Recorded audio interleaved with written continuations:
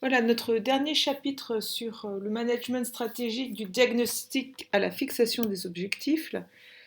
On a vu ce que c'était que la stratégie, on a vu ce que c'était que le diagnostic stratégique, on a vu comment on fixe les objectifs à partir du diagnostic stratégique, et maintenant on va voir comment on évalue les objectifs stratégiques et les pratiques qui sont mises en œuvre.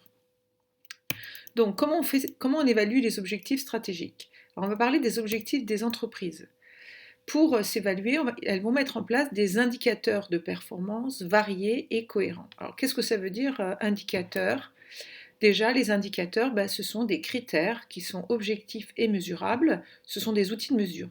Par exemple, un indicateur pour vous à l'école, c'est la note. Ce n'est pas le seul indicateur, il peut y avoir aussi un indicateur, votre taux d'absentéisme. Un autre indicateur, la qualité des propos qui sont tenus sur vous lors du conseil de classe. Donc vous voyez, il y a un certain nombre d'indicateurs, ce sont des critères, ils sont mesurables, ils sont objectifs, des outils de mesure. Alors on va mesurer quoi? On va mesurer la performance. Alors qu'est-ce que la performance? C'est la capacité d'une organisation à atteindre ses objectifs. Donc un indicateur de performance pour vous, ce serait la capacité pour vous à atteindre votre objectif qui serait par exemple d'avoir le bac, peut-être un bac avec mention. Et à ce moment-là, on met en place des indicateurs pour mesurer cette performance. Alors la performance des entreprises, vous savez que leur objectif, c'est une finalité lucrative, c'est-à-dire faire de profit pour assurer leur pérennité. Alors elles vont mettre en place différents critères. Des critères quantitatifs, par exemple le bénéfice, donc elles vont vérifier le montant de leurs bénéfices ou en pourcentage de leur chiffre d'affaires, leur part de marché, hein, comment elles sont sur ce marché, est-ce qu'elles sont leaders, suiveurs, outsiders, est-ce qu'elles sont premières, deuxième, troisième, est-ce qu'elles sont sur un podium? Elles vont regarder combien elles vendent de produits, elles vont regarder combien elles ont de clients, comment son nombre de clients évolue, comment ce nombre de quantités évolue. Elles vont regarder bien sûr leur chiffre d'affaires et elles vont regarder bien entendu tout ce qui est valeur ajoutée. Donc un certain nombre de critères quantitatifs en lien avec leur finalité lucrative. Puis aussi un certain nombre de critères qualitatifs. Par exemple, est-ce que le client est satisfait? Vous savez qu'aujourd'hui, on est rentré grâce à la digitalisation dans une possibilité très importante pour les clients de montrer s'ils sont satisfaits ou pas des produits, des services. Donc, l'entreprise sait qu'il y a un lien très fort entre la satisfaction du client et le fait qu'il va se fidéliser, revenir et acheter. Taux de qualité des produits, par exemple, est-ce que j'ai beaucoup de produits qui sont retournés? Ce serait aussi un signe de mauvaise qualité et qui pourrait avoir un impact sur la finalité lucrative. Donc des critères quantitatifs et qualitatifs. Des indicateurs. Maintenant, des indicateurs qui, nous le savons, on a vu que on veut regarder comment ces objectifs prennent en compte la RSE, la responsabilité sociétale des entreprises. Alors, au niveau social, quels sont ces types d'indicateurs? Ce qui va intéresser les organisations, c'est de savoir le bien-être de leurs salariés. Qu'est-ce qu'ils peuvent mettre en place pour savoir le bien-être de salariés? Leur satisfaction. Est-ce qu'ils sont satisfaits? Ils vont regarder aussi le taux d'absentéisme. Est-ce qu'ils sont le taux d'accident du travail, le taux de maladie, le taux d'absentéisme, le nombre de fois il y a des personnes qui quittent l'entreprise, on appelle ça le turnover. On va regarder aussi au niveau social le rapport homme-femme. En moyenne, combien gagnent des hommes dans mon organisation, combien gagnent des femmes, est-ce qu'il y a eu des discriminations?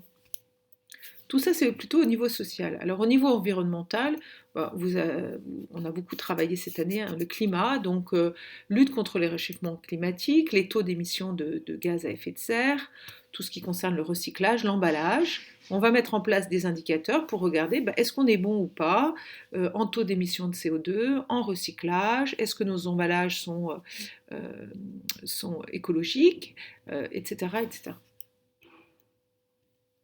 Alors, comment les organisations maintenant publiques, elles évaluent leur performance? Donc, on a vu que la performance n'est pas que le fait du privé, c'est aussi le fait de toutes les organisations. Alors, comment font-elles?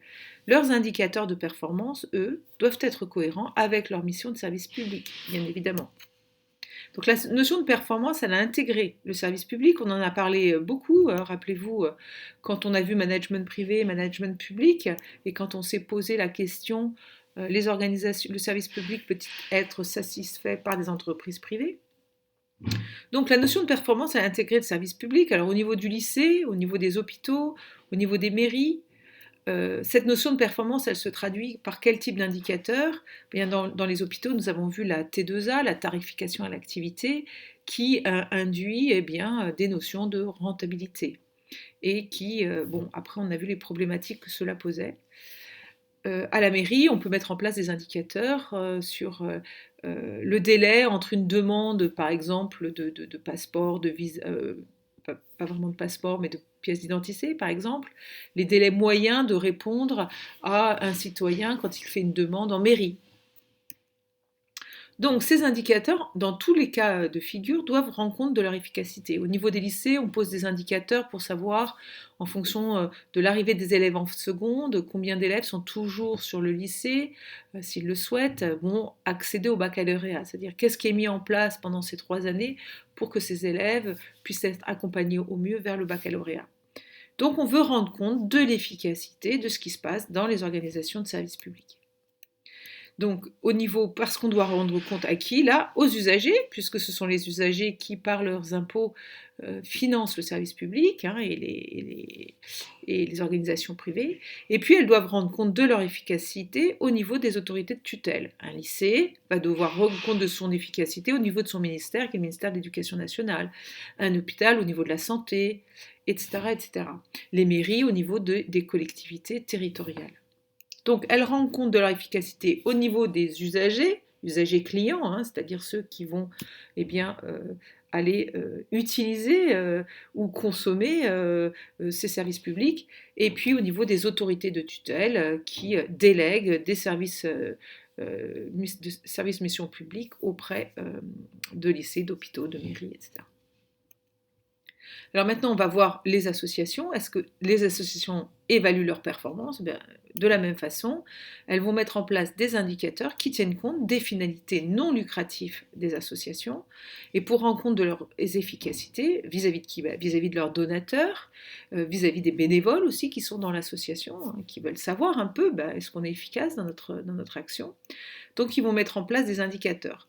Il va y avoir une exigence plus importante dans les indicateurs pour les grandes associations, puisque celles-ci reçoivent des legs, des dons, des subventions. Et il y aura des indicateurs spécifiques à chaque association. Alors, par exemple, la SNSM, qui est la Société nationale de sauvetage en mer, une association qui va sauver, qui sauve les marins qui demandent secours et assistance, cette SNSM qui reçoit des dons, qui a des bénévoles, elle va mettre en place par exemple comme indicateur le nombre de personnes qu'elle a secourues et le nombre de personnes qu'elle a sauvées. Le WWF, vous savez, c'est le Fonds mondial pour la nature, qui est la première association mondiale qui travaille pour l'environnement, préservation de la planète. Elle peut mettre en place comme type d'indicateur le nombre de journées de sensibilisation auprès du public qu'elle a fait dans l'année pour sensibiliser les gens à l'écologie, à la lutte contre le réchauffement climatique, mais elle est plus axée au niveau des espèces végétales et animales. Voilà, donc pour les associations, il y a des indicateurs qui tiennent compte de leur finalité non lucrative. Ils doivent rendre compte aux donateurs, aux bénévoles et à l'État, d'une certaine manière, parce que l'État finance pas mal d'associations, et par sous forme de financement, de subventions. Et puis elle va mettre des indicateurs à chaque fois, au cas par cas, beaucoup plus spécifiques en fonction de l'objet social, de ce qu'elles font, de leur objet social. Donc voilà pour ce cours, et vous pouvez maintenant faire le petit quiz qui est en ligne.